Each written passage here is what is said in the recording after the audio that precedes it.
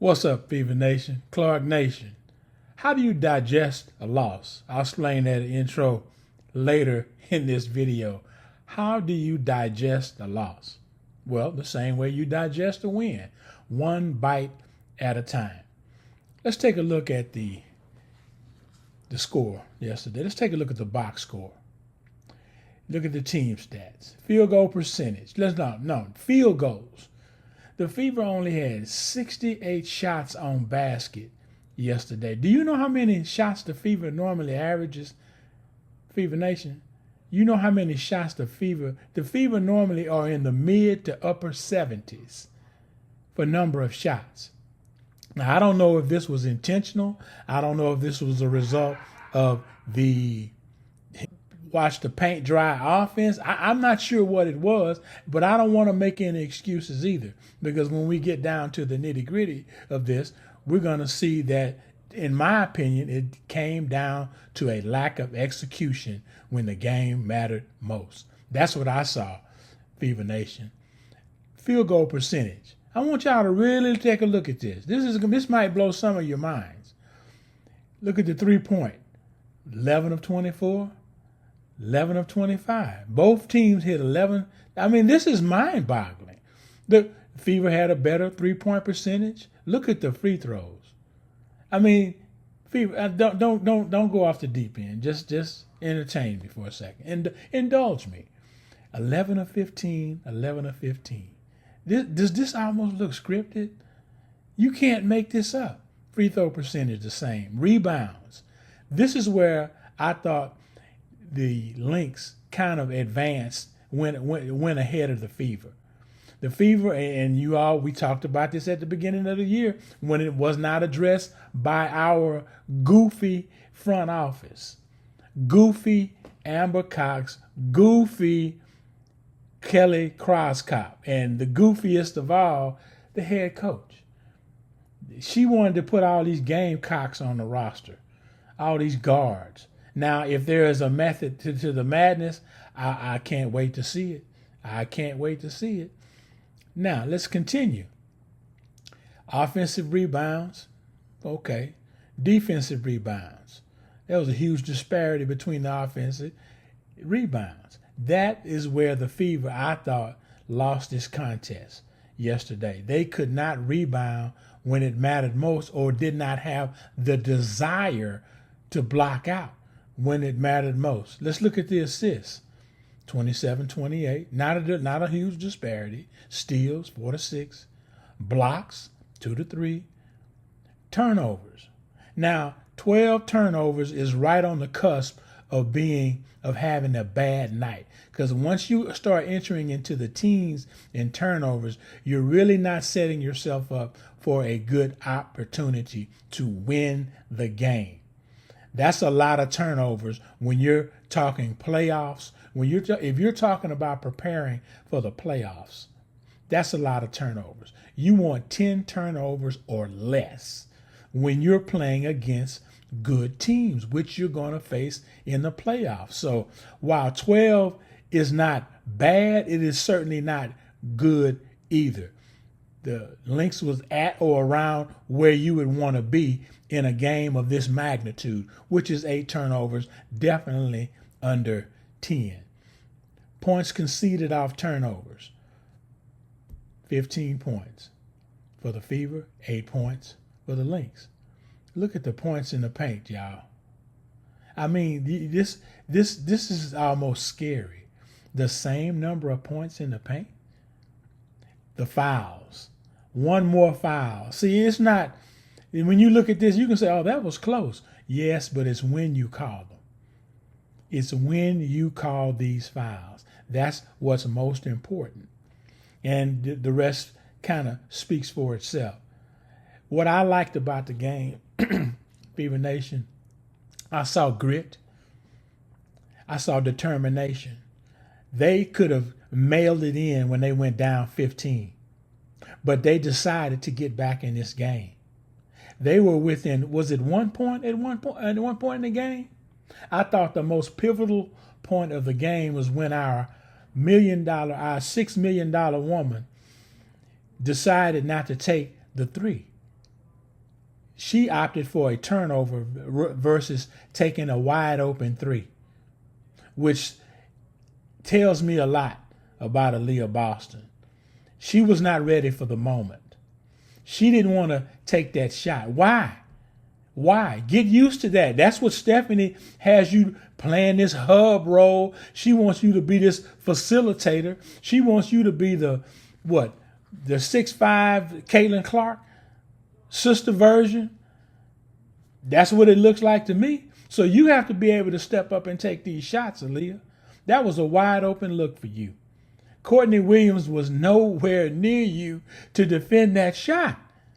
You thought Courtney was going to block your shot, so you had a better chance of putting the ball on the floor and driving. Now, I did think that travel call was shady. After allowing that girl from the Portland Fire, the sister, I forgot her name, was it Williams? They allowed her to walk all night.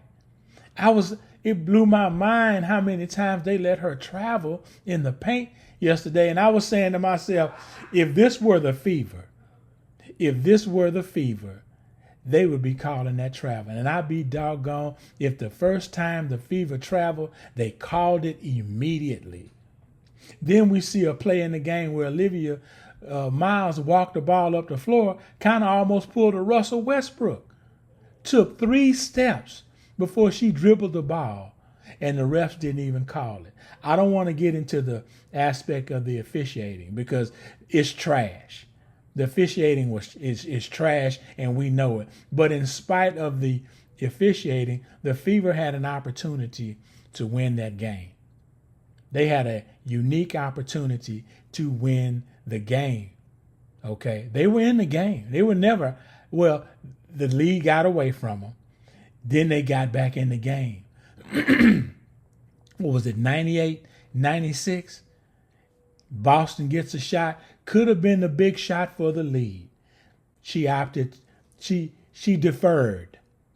She deferred to the drive. Come on, Aaliyah.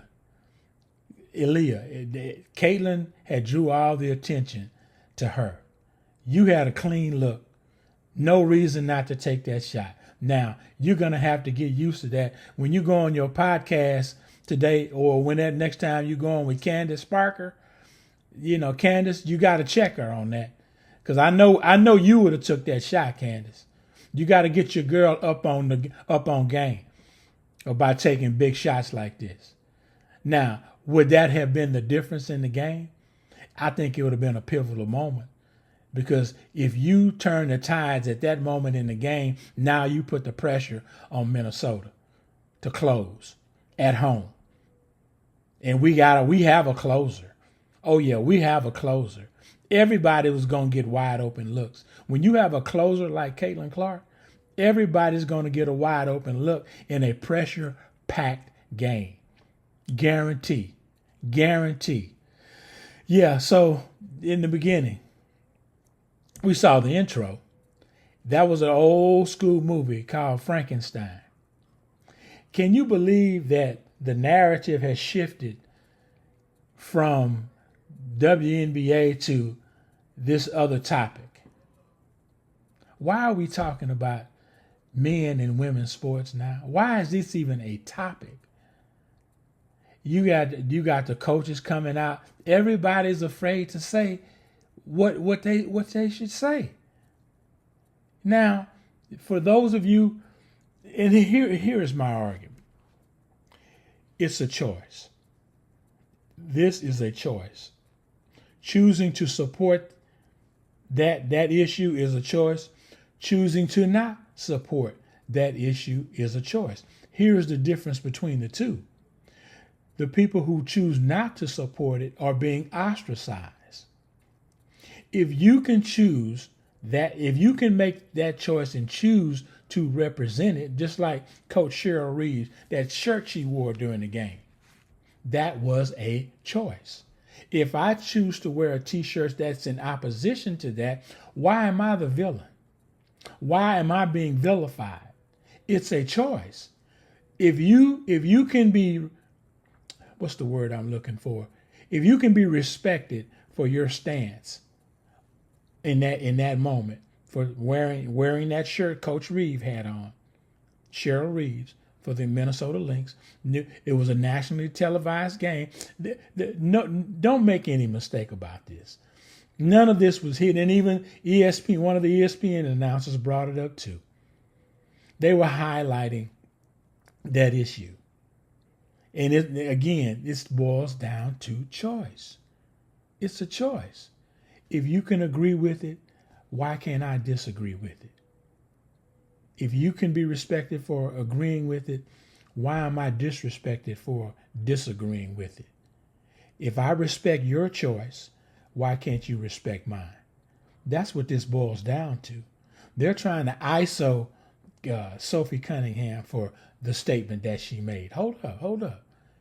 You made a choice to represent that. If you think that's what the W stands for, you have players in the W that don't buy into that.